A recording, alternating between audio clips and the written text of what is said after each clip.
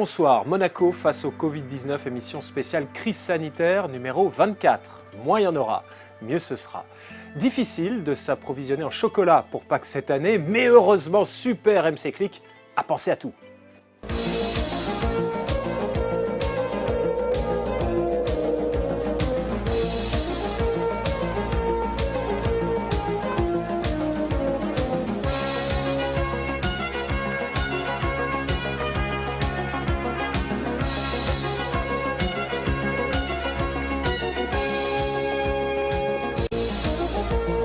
Voilà, merci beaucoup André pour votre acte d'héroïsme sur le toit. Merci également à Erwan Grimaud qui a pensé à nous pour Pâques et je profite d'ailleurs de l'occasion pour saluer sincèrement le travail remarquable de l'équipe réduite de Monaco Info qui est sur le pont dans ces conditions difficiles de confinement. Bon, qui le mérite le plus?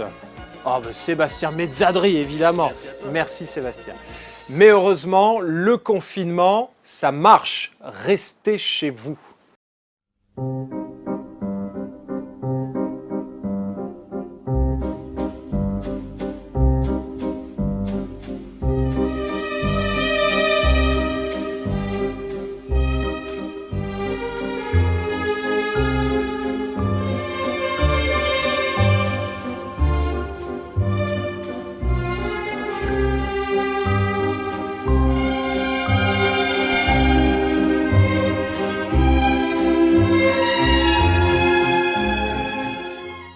Nous serons tout à l'heure en duplex avec Monseigneur David, l'archevêque de Monaco, pour évoquer Pâques, la fête la plus importante du christianisme, en plein confinement. Avant cela, nous ferons notre point hebdomadaire avec le CHPG. Où en sommes-nous dans l'épidémie? On a bien besoin de bonnes nouvelles en ce moment pour nous aider à tenir. La directrice de l'hôpital Benoît de Sévlinges sera avec nous, accompagnée du docteur Georges Garnier. Mais tout de suite, le point info avec vous, Alexandra Pani.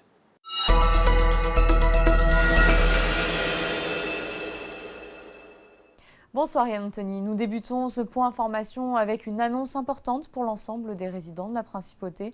La nouvelle est tombée ce vendredi, le gouvernement prolonge la période de confinement jusqu'au 3 mai inclus, une annonce qui intervient en ce début de vacances scolaires pour la zone B. Et la mairie, de son côté, annonce l'annulation et le report de plusieurs événements. À l'espace Léo Ferré, le concert de Zazie prévu le 20 avril est annulé. Le spectacle de magie de Dany Larry, prévu le 25 mai, sera lui reporté au 7 novembre. Les billets déjà achetés restent valables et l'un des événements incontournables organisés par la mairie, le concert gratuit sur le port de Monaco pour la fête de la musique, le 21 juin, sera lui aussi annulé. En fonction de l'évolution de la période du confinement, d'autres animations pourront être proposées dans les quartiers. Merci Alexandra. La Principauté prolonge donc la période de confinement jusqu'au 3 mai inclus, un confinement qui porte ses fruits, tenons le coup. Direction à présent le CHPG où nous retrouvons sa directrice. Bonsoir Benoît de Sévlinges.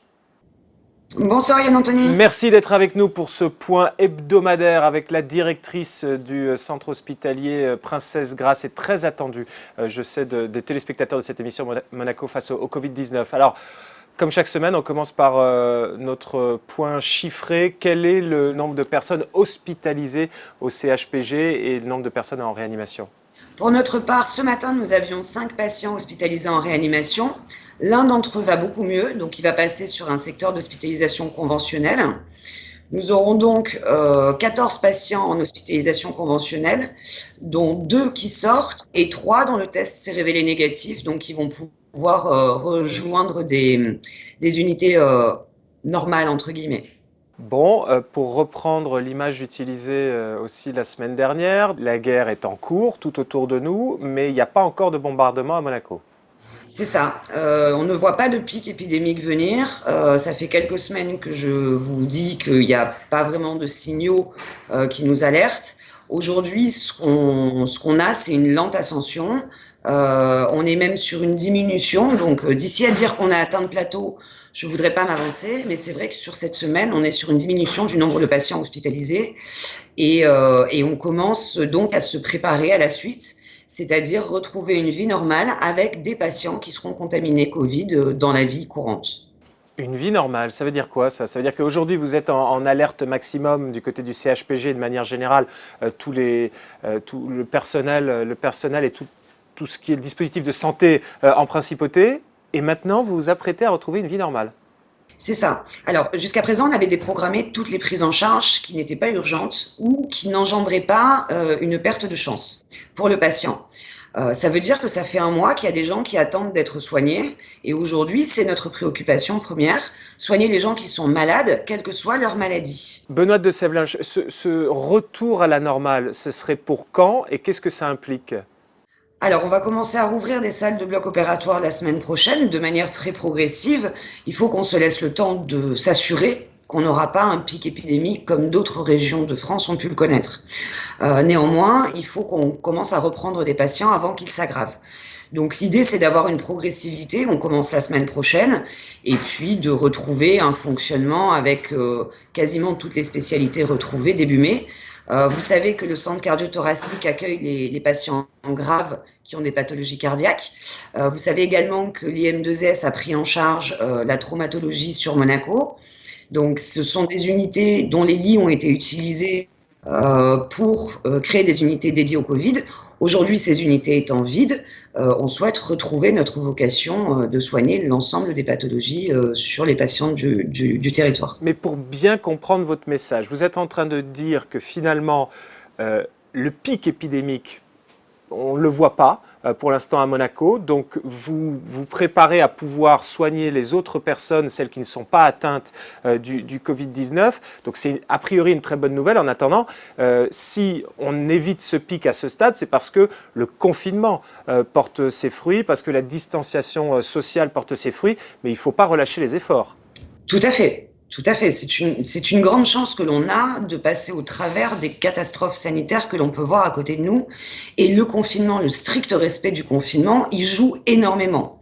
La préoccupation qu'on a là actuellement, c'est de se dire que les patients qui attendent déjà depuis un mois ne vont plus pouvoir attendre beaucoup, d'autant plus qu'on ne sait pas la durée qui va être celle de l'épidémie.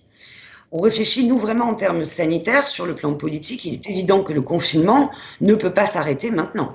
Mais d'un point de vue pratique, opérationnel, c'est-à-dire que ce retour à la normale, ça prend combien de temps ? Et si jamais un pic devait survenir, ça vous prend combien de temps pour vous remettre en ordre de bataille ? Alors, le dispositif reste armé, c'est-à-dire qu'on va laisser tout le matériel, notamment de réanimation, dans les secteurs qui ont été occupés, dans l'idée de pouvoir, en une demi-journée, réarmer une unité. C'est le temps que ça nous a pris à l'origine, en mobilisant beaucoup de nos forces. Aujourd'hui, ce sera facile de refaire. De l'autre côté, on reprogramme des patients en les avertissant qu'en fonction de l'évolution de l'épidémie sur le territoire local, ils peuvent de nouveau être reprogrammés. La priorité étant d'avoir suffisamment de lits de réanimation et d'anesthésistes disponibles pour soigner d'éventuels patients très graves. Donc vous êtes extrêmement flexible et vous avez la capacité de vous adapter en fonction des besoins. C'est le défi. Et donc la semaine dernière, on avait évoqué le ralentissement très important de l'activité du service des urgences avec une diminution très forte du nombre de passages. Aujourd'hui, je voudrais vous parler du suivi qui est proposé aux malades chroniques et parmi ceux-là, bien évidemment, la grande majorité qui sont les malades du cancer. Merci beaucoup Benoît. Alors ne partez pas trop loin car j'aurai d'autres questions à vous poser tout à l'heure. On voit bien sur le graphique des capacités d'accueil du CHPG avec les colonnes mauves représentant le nombre de malades atteints du Covid-19, les jaunes représentant les patients en réanimation et puis la courbe verte montrant l'évolution du nombre de lits disponibles avec une très nette augmentation à partir du 31 mars et donc un retour à la normale désormais avec un dispositif réarmable très rapidement si besoin. Nous retrouvons donc à présent le chef de l'hôpital de jour du CHPG et célèbre oncologue, Georges Garnier. Bonsoir docteur Garnier. Et bonsoir. Alors quel est votre message ? Il faut que les gens malades hors Covid n'hésitent pas à venir se faire soigner, c'est ça ? Oui, en fait, notre spécialité, c'est vraiment la caricature de beaucoup de patients pour lesquels on ne peut pas se passer de soins. Alors, le plus important, c'était évidemment, et ça reste, le message clair, c'est attention à ce virus dont on n'a pas encore tout apprécié et pour lequel, fort heureusement, dans notre région, l'impact qu'on craignait énormément semble se lisser manifestement grâce aux antécédents qui ont eu lieu dans d'autres régions et donc ce confinement qui est arrivé, je l'espère, à point nommé pour nous. Donc on semble échapper à cette vague, j'espère que ça va continuer et clairement le message aujourd'hui, ça reste prioritaire, que ce confinement va nous aider à continuer dans cette vague plutôt lisse qu'un pic qui serait extrêmement délétère. On a vu les collègues dans la région parisienne et en Alsace, ce qu'ils ont dû subir, ce qui est catastrophique. Ça, c'est la première chose, et je pense qu'il faut le garder à l'esprit tout le temps et pour une durée à ce jour indéterminée.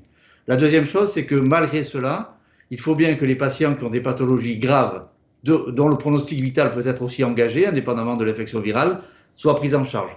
Et très rapidement, les sociétés savantes ont édicté des règles qui nous ont permis d'adapter un petit peu la prise en charge de nos patients, avec pour message principal, attention à l'absence de perte de chance pour nos patients traités en cancérologie. On a des patients qu'on traite en visée curative, on n'a absolument pas modifié nos stratégies thérapeutiques. Ces patients viennent en temps et en heure aux séances programmées. Les examens complémentaires qui justifient éventuellement de modifier les stratégies thérapeutiques sont faits en temps et en heure.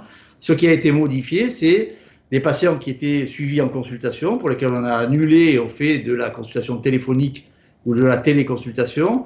L'idée étant d'éviter le plus possible aux patients qui peuvent s'en passer de venir à l'hôpital. Par contre, les soins, et c'est là où on voit la différence, en consultation, on a quasi tout annulé, mais on fait des consultations téléphoniques ou des visus si on est obligé de les voir. Sinon, les séances donc, de traitement en ambulatoire hôpital le jour restent quasiment identiques à ce qui était, même s'il y a eu un petit bémol par rapport à ça. Docteur Garnier, la semaine dernière, nous étions en duplex avec Yann-Éric Classens, qui est un de vos collègues, qui est chef de service des urgences. Et il avait lancé un appel, le même que celui que vous êtes en train de lancer, a dit « Venez à l'hôpital si vous êtes malade ». Et il avait expliqué que la réticence des patients, des personnes à venir, était double. D'abord, par peur d'être contaminé à l'hôpital, et ensuite par peur de vous déranger. Est-ce que son appel a été entendu et quelles sont finalement les mesures que vous prenez au CHPG pour faire en sorte qu'on ne soit pas contaminé quand on vient? Alors, les services de cancérologie, par définition, doivent être des services qui sont sanctuarisés de ce virus. L'expérience chinoise montre que les patients qui ont des cancers ou des maladies chroniques en général sont les patients qui pourraient, ça ne semble pas être pour l'instant confirmé en France, mais on attend les résultats, on aura d'autres résultats bien sûr. Les patients atteints de cancer sont des patients qui sont évidemment par définition beaucoup plus fragiles, donc potentiellement susceptibles d'être plus à risque de cette infection, et puis surtout s'ils l'attrapent, d'être en pronostic de cette infection virale catastrophique. Donc les services de cancérologie, très vite, ont été sanctuarisés, si on peut appeler ça comme ça, de ce virus, autant que faire se peut. Donc nous, on a été les premiers, je crois, à mettre les masques pour tout le personnel dans nos unités, et avec évidemment les gestes barrières, et avec la prise de température à l'entrée du service, et des appels téléphoniques la veille des séances de traitement, pour vérifier bien que le patient n'avait pas un des symptômes qui pourrait évoquer cette pathologie. L'idée étant au maximum de se prémunir, de faire entrer un patient, parce que malheureusement, ils peuvent se contaminer ailleurs, dans les services éventuellement infectés par ce virus, même pas aussi symptomatique. Merci beaucoup, docteur Georges Garnier, chef du service de jour du CHPG. Merci à vous. On vous retrouve, Benoît de Sèvelinges. Le docteur Garnier vient d'évoquer les téléconsultations. Est-ce que vous étiez équipé au CHPG pour offrir ce dispositif? Alors, ça fait quelques années qu'on se pose la question parce que la téléconsultation, elle a un intérêt évident, notamment pour les patients de Georges Garnier. Vous imaginez que certains d'entre eux qui sont très affaiblis sont obligés de prendre des ambulances pour venir à l'hôpital sur des choses sur lesquelles on n'avait pas forcément besoin de les examiner physiquement. Donc ça faisait plusieurs années qu'on s'interrogeait, néanmoins le dispositif de prise en charge financière n'était pas réglementé à Monaco. Donc on regardait, on s'intéressait, mais on n'était pas rentré dans le dur, entre guillemets. Dès le début de la crise, le gouvernement princier a pris les mesures nécessaires pour nous permettre de faire légalement de la téléconsultation et en plus d'être financé pour ce faire. Aujourd'hui, on a 57 médecins et 2 sages-femmes qui sont équipés et 12 secrétariats qui prennent des rendez-vous en téléconsultation exclusivement. Le parcours type, si vous voulez, c'est de dire j'ai besoin d'un avis médical, je téléphone. En fonction de l'avis, on va m'orienter vers une consultation physique ou une téléconsultation. La téléconsultation a lieu. Et de cette téléconsultation, on peut décider également d'avoir besoin de faire des explorations et donc de faire venir le patient. L'idée étant de ne le faire venir que si c'est réellement nécessaire, mais de pouvoir assurer son suivi médical. Il faut qu'on puisse garder le lien absolument avec nos patients. Il ne faut pas que nos patients s'isolent et s'enferment dans une maladie et dans leurs symptômes et dans la douleur. Et vous avez eu un grand besoin en iPad. Oui, alors la téléconsultation, on l'a poussée à la limite. C'est-à-dire que aujourd'hui, nos patients qui sont Covid pour le coup dans les unités dédiées, ils sont confinés comme tous les autres patients, ils n'ont pas de visite, mais surtout ils sont contaminants pour le personnel. Donc la règle, c'est de rentrer le moins possible dans la chambre. C'est très difficile pour le patient de supporter ça. L'idée a été émise en staff pluridisciplinaire de les doter de tablettes, de la même manière qu'on avait doté nos résidents du centre Régnier 3 et des maisons de retraite de tablettes pour faire de la visioconférence avec leur famille. Là, les équipes médicales et paramédicales se sont dit, mais si nous, on avait des tablettes, on pourrait communiquer dans le service avec le patient sans pour autant nous exposer inutilement en rentrant dans sa chambre, entre guillemets, pour rien. Donc, j'ai sollicité Monaco Télécom et Télis pour qu'ils nous aident à nous approvisionner, puisque à l'époque, on voulait une 50aine d'iPads pour pouvoir doter l'ensemble des patients qui étaient susceptibles d'être présents à l'hôpital. Et vous savez que Apple a fermé tous ces magasins et toutes ces structures de distribution. Donc non seulement ils m'ont approvisionné en 4 jours 77 iPads, mais en plus ils ont eu la gentillesse de nous les offrir. Donc désormais, quand vous rentrez vous êtes un patient dans l'unité Covid, on vous remet un iPad qui vous sert à communiquer avec le personnel soignant, mais aussi à faire des téléconsultations avec d'autres spécialités, les psychiatres, les psychologues et également les kinés, parce que les kinés peuvent se mettre aussi en face de l'iPad et montrer le mouvement à faire. De l'autre côté, pour le patient, il y a beaucoup de loisirs, parce qu'il va pouvoir faire des visios avec sa famille, c'est quand même très rassurant quand on sait que un membre de sa famille est enfermé dans ce genre d'unité, entre guillemets enfermé, mais c'est quand même le cas.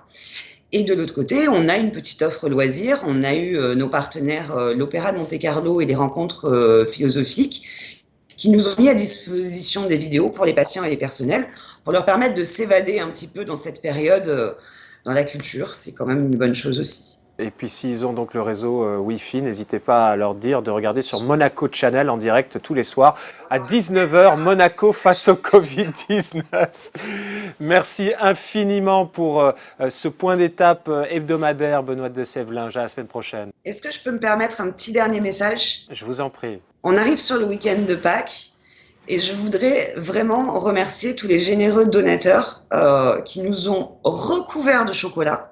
Donc nous et nos patients, bien évidemment, avec un petit clin d'œil un petit peu spécial aux équipes de la SMA qui se sont cotisées pour nous offrir des boîtes de chocolat. Et ça nous a énormément émus et on pense à eux, on leur souhaite de très joyeuses Pâques aussi. Joyeuses Pâques à vous. Merci Benoît de Sévelinge. À vendredi prochain. Merci. Allez, c'est parti pour les infos pratiques avec Alexandra Pagny.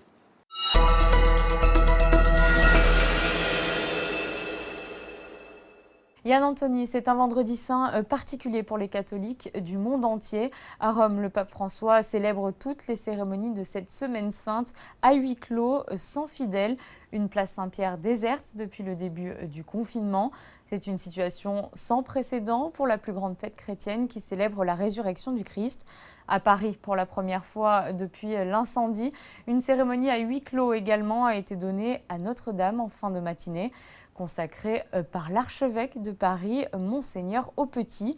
Et ici, à Monaco, les messes sont elles aussi célébrées à huis clos depuis le début du confinement et sont diffusées sur Monaco Info. Pour ce week-end pascal, nous vous donnons donc rendez-vous dimanche à 11h pour suivre la messe de Pâques. Et pour animer cette période de confinement, l'on vous propose avec les ballets de Monte-Carlo quelques moments de danse. Après Lac, vous pourrez voir ou revoir une autre œuvre du répertoire de Jean-Christophe Maillot, La Belle, ce samedi à 17h sur Monaco Info, mais aussi sur le site internet monacoinfo.com ou l'application mobile. Je vous laisse avec un extrait.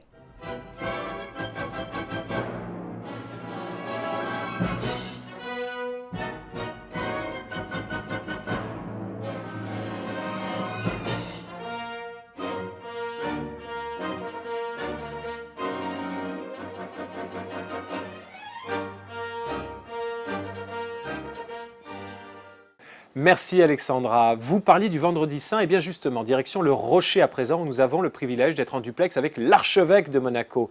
Bonsoir Monseigneur David. Bonsoir. Merci d'être avec nous. Nous fêtons ce week-end une fête de Pâques, on va dire assez inédite dans l'histoire de la chrétienté, une Pâques en confinement. Cette expérience d'une Pâques telle que nous allons la vivre et telle que le monde entier, le monde chrétien va la vivre, nous marquera à jamais. C'est vrai que cette semaine, la semaine sainte, qui se conclut par les fêtes de Pâques, de la résurrection du Christ, sont le sommet de l'année. Mais je crois que pour certains, cette Pâques 2020 représentera une expérience totalement inédite, sans doute un peu déstabilisante.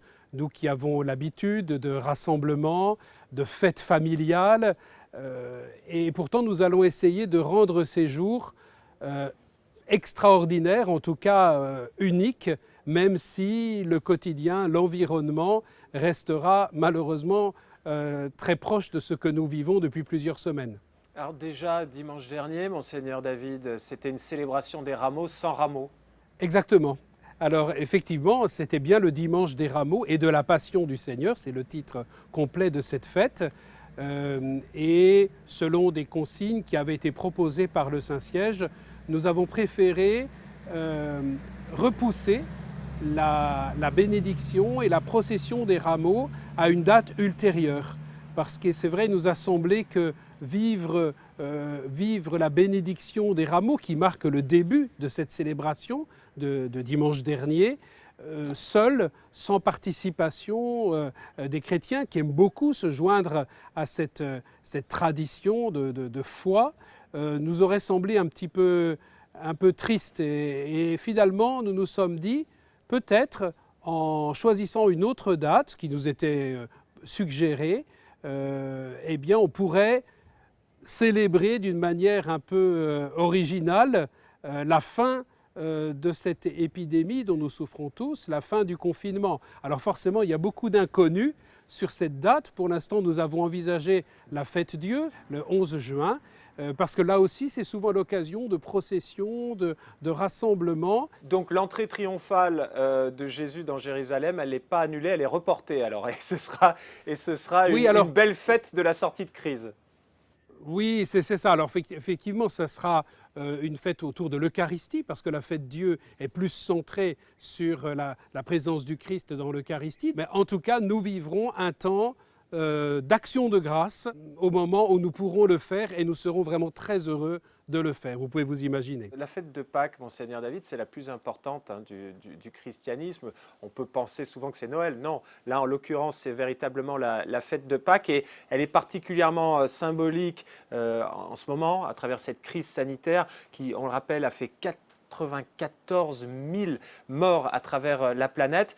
Et là, ce que l'on fête, c'est le passage de la mort à la vie. Exactement, le passage de la mort à la vie, de l'obscurité à la lumière, et j'ai envie de rajouter du découragement à l'espérance, de la tristesse à la joie, parce que nous aspirons tous à vivre ce passage. Le mot Pâques veut justement dire passage, et ce passage, nous l'attendons, nous en avons soif, nous le désirons. Alors bien sûr, j'imagine bien que dimanche matin, à l'aube, nous serons sans doute encore confinés et que le miracle tant attendu n'aura peut-être pas lieu à ce moment-là. Mais quand même, en tant que disciples du Christ, nous voulons marquer un geste symbolique, profond, réel, d'espérance. Nous voulons le marquer pour nous-mêmes, pour nos familles, pour le monde dans lequel nous sommes. Et il importe que nous puissions célébrer le Christ qui sort du tombeau, du Christ qui est victorieux du mal, de la souffrance, de la mort, et qui apporte la lumière, la joie et l'espérance. Et peut-être que cette fête de Pâques sera plus sobre, beaucoup plus limitée dans ses expressions, mais peut-être qu'elle aura une signification encore plus forte cette année. Là, en ce week-end, donc Pascal, comment les chrétiens peuvent-ils malgré tout se rassembler, se réunir? Est-ce que vous avez une proposition virtuelle à travers les réseaux sociaux, à travers Internet, la télévision? Chacun des jours de cette semaine est marqué par des offices, des célébrations le jeudi saint, la dernière scène de Jésus avec ses apôtres, suivi de ce temps de prière et de prière de désolation et de supplication au Jardin des Oliviers. Le vendredi, c'est le jour de la Passion, marqué par la vénération de la croix du Christ. Malheureusement, cette année, à Monaco, nous ne pourrons pas vivre la procession du Christ mort, mais nous nous associerons aux offices qui seront célébrés en direct de la cathédrale et sur lesquels on pourra nous joindre sur les réseaux sociaux. Et puis nous célébrerons aussi une vigile pascale la nuit, dans la soirée du samedi, jusqu'à la messe de Pâques, qui sera aussi diffusée sur Monaco Info à 11h dimanche. Merci Monseigneur Dominique Marie David, archevêque de Monaco, d'avoir accepté de participer à cette émission spéciale Monaco face au Covid-19 et je vous souhaite donc de très joyeuses Pâques. Merci, bonne fête de Pâques à vous aussi. Sur Facebook, sur Twitter, sur Instagram, il n'y en a que pour le coronavirus. C'est parti pour le best-of des réseaux sociaux.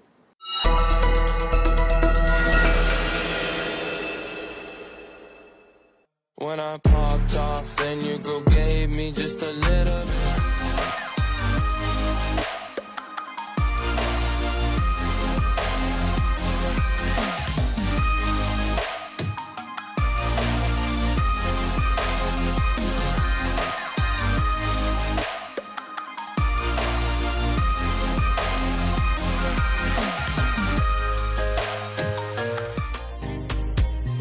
Maman, comment je vais faire sans les coiffeurs? Je vais te faire la coupe à la maison. Allez fiston, allez. Fais-toi presser le moment. Allez champion, allez. Comment on la coiffe, l'arrêt. Mieux que l'on boumulait. Comment on la coiffe, l'arrêt.